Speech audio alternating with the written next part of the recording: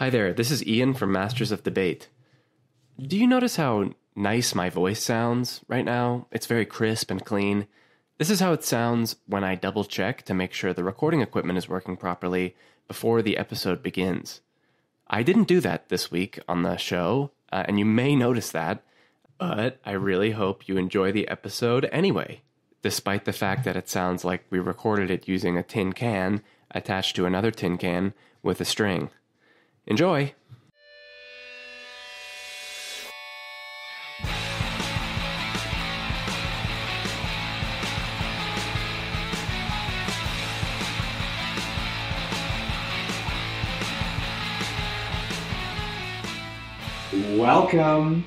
Welcome all to Masters of Debate. This is a weekly podcast where me and my friends, Ian, Anna, and myself, Nick, we gather around to debate topics that don't matter, don't exist, and we probably don't even care about. Oh, yeah. It's an utterly improvised collection. Yeah. No, this is my maiden voice as host. Okay. It's a totally and completely improvised podcast in which every debate topic brought each evening is neither prepared for nor discussed beforehand.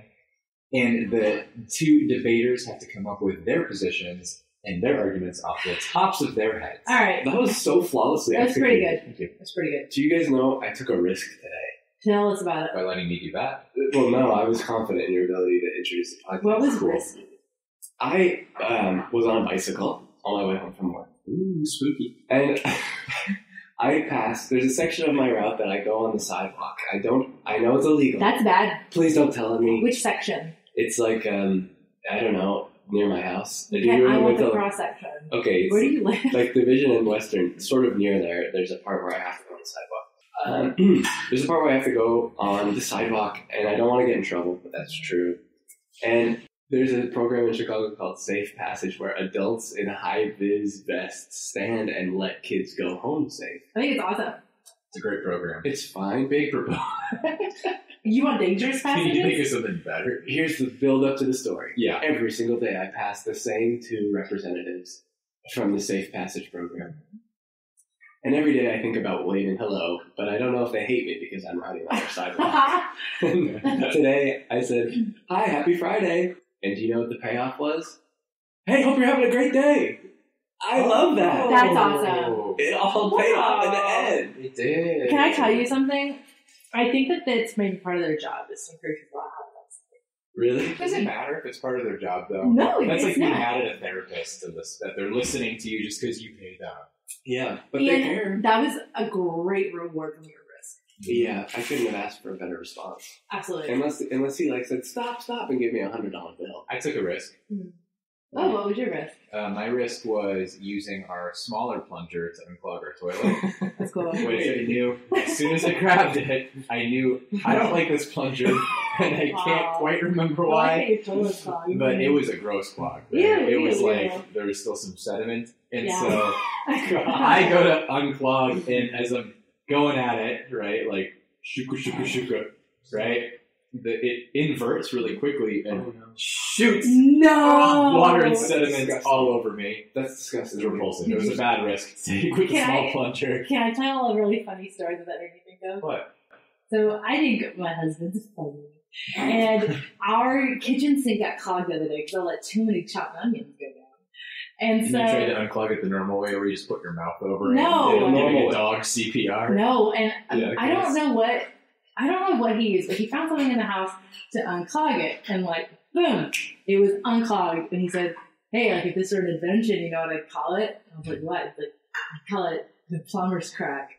Nice. Like their butt crack, but also because they want it so much that it's like they want crack. Oh. See, okay, that's like, your husband is a great man. Is that comment, ha ha, funny? It made me... When he said it, did you go? Did you like crack up? I didn't go far. I like rolled my eyes and said, "You're so funny," and then like left the room. Yeah, okay. And he is He's nice. funny guy. Yeah. Okay, it wasn't that funny. It's a good It's a joke. good pun. It's good. It was fun. It's a good pun and a good idea. No, it's good. Oh, actually, I'm gonna it's such go a good on. idea that I feel like it inspired me. Okay, go Both on. of your stories inspired me for our next segment. Go on. Imagination Station. Almost.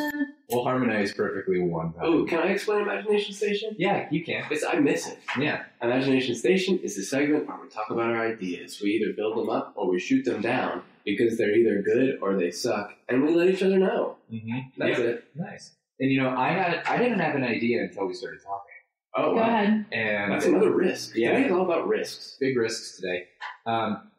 My idea actually came from Ian's story about Safe Passage, which is an awesome program in Chicago where kids get to walk home from school safely through otherwise dangerous situations. Theoretically, I don't know what like some intern in a vest is going to do against real danger. Okay. It's more of a, go on. It's good. Yeah. I think, what if instead of just it being Safe Passage, it was Sick Passage? Cool. And they had to do stunts on the way home. Bad idea. Oh, but The it's kids like have to do stunts? There's like obstacle courses. That's the Okay. opposite of safe, though. I mean, It's a different kind of safe. Cool. It's turning that it's a fun kind of danger of like, ooh, am I gonna break a collarbone? I also don't think that safe passage representatives exist to keep kids from like twisting their ankles. It's from like it's true. nasty people. Yeah, this is Violence. Sick Passage. And imagine you're walking home with your friends and you have a chance to jump a sweet gap. Or do an ollie. Yeah, and you jump it and they're like, yeah. How And many? they cheer for you. Yeah. You tried to skate when you were growing up, didn't you? I only did a kickflip once. One time. That's seriously a feat that I'll probably never I'm achieve. pretty proud of it. Wow.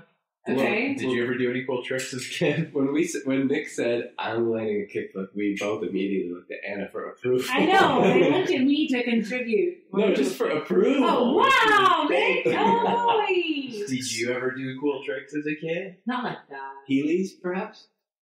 I played football and was the only girl in the league. It's kind of a trick. Yeah, that's a good trick. Mm-hmm. I have an idea, and it goes a little something like this. Tell me. So sometimes when your phone is charging or is using a lot of battery, it gets hot. Mm-hmm. And sometimes it's cold outside. Okay. And so how about an app that its primary purpose is to use a lot of battery power to heat your phone up as a hand warmer? Ooh. Wow. But then it's not going to last long if it drains your battery. Yeah, but I mean, then you get a charger. Get a remote okay. charger in your pocket. Wow. That It's- sounds bad for the phone. I mean, it can't be good, but it's good for your hands. And that's the whole idea.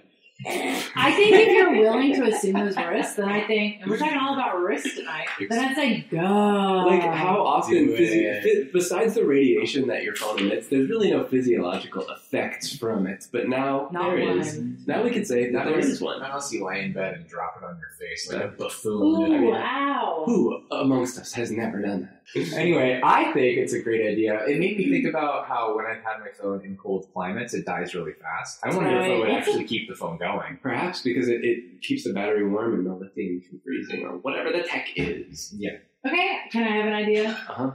Good idea, though. Good idea. Thanks. If you're willing to assume the risk, good idea. Okay, 1 for 2 so far. Previously, we've discussed global warming and how if it's inevitable, we're gonna be positive about it. Yeah. Roll with it. Roll with it. Roll Okay. tide Find up people. the sides of this country. So, one downside of global warming is that like we're losing some snow. Like tundra, snowy places are kind of starting to melt. Yada yada. So I think while time allows, we should have kind of like dog sled cruises Oh, where you have just a fleet. I'm talking hundreds of sled dogs pull like a big houseboat for like a lot of people through like Arctic areas. okay, how much does it cost? Dog food What's the is not price that point? expensive. What's the price point to go on a dog sled cruise? I don't know. Like $50 for a week. No, it would be like the same price as a real cruise. How many dogs would it take to pull a cruise-sized boat? I think thousands. I would say yes because I want to see it. I like it. I like it. I just want to see photos show up on my feed. I want a That. football field grid of hounds strapped Yeah. together. Why can't we just do that? Perfect formation. That's the idea. Let's just. I really- wonder if you had like 100 sled dogs tied together, just pulling a normal sized sled, if you would go You would break the sound barrier. What? I think. What could they pull? 100 miles an hour. They pulled it. Okay, you know how sometimes you see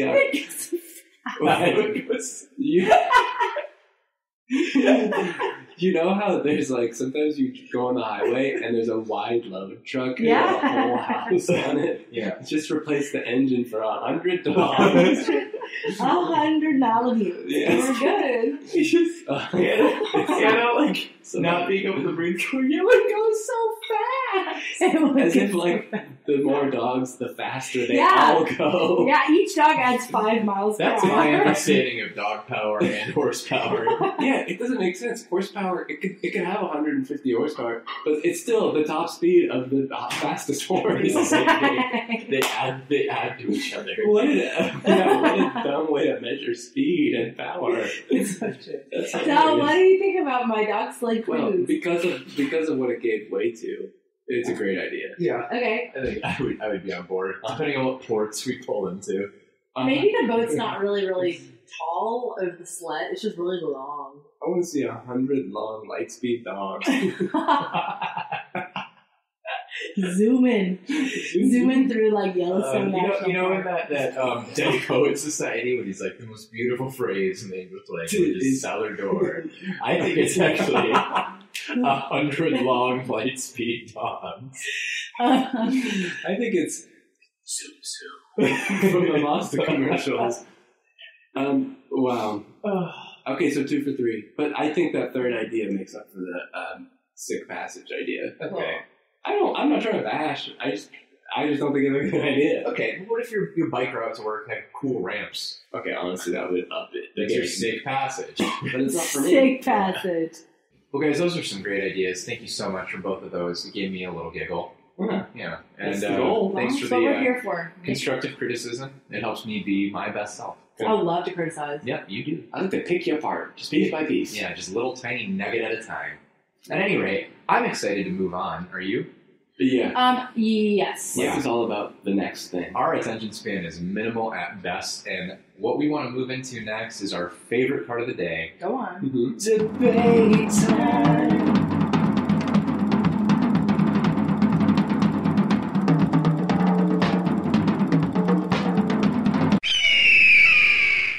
Love it. This is the moment of the show where we actually engage in the title track of The this. titular. Yeah, The titular. Yeah. The reason we gather together is to bring up some stupid debate topic and assign sides, where the two debaters have to come up with what they think is the best argument to convince the debate originator in order that a winner might be assigned. During this time, the debaters will get an opportunity to share a statistic, which is a data value of sorts that is researched and is reliable.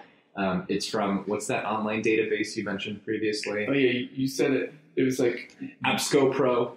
Oh, EBSCO Host or EBSCO Host. JSTOR. Yeah, all of our stats Britannica. are from EBSCO Host and JSTOR. you say it so matter of fact, but I'm convinced that you're joking and it's not real. I encourage you to all look it up. JSTOR is very helpful. JSTOR sounds like a $5 and under store. Yeah, it does, and I don't have internet It's access. a great so- online archive. All right. Anyway, the real, all of it's real data. And, once we offer the debate, you'll get some clarifying questions, and then we'll take it from there. We'll see where that dog sled takes us. Shall Yeah. we giddy up? Yeah. Hacha. Well, I've got the debate for you guys tonight. Go on. What is it? Yeah, you guys know I just came back from a romantic vacation with my bride in Belize. Yeah, But you've been Wonderful married place. a while, so Yeah. don't confuse our listeners. It wasn't They some- care. and they'll also be like, "What is he talking about?" They'll be so confused. Yeah, I went on a vacation to Belize. It's Central America, south of Mexico for our more ignorant friends. Yeah. Yeah. Beautiful country. We stayed on a couple islands, and it was blue water, white sand beaches, a lot of just hanging. Was it right? hot? It was hot. How hot was it? 83 and sunny every day. Wait, so every Yo. single day? Every single day was about 83 exact.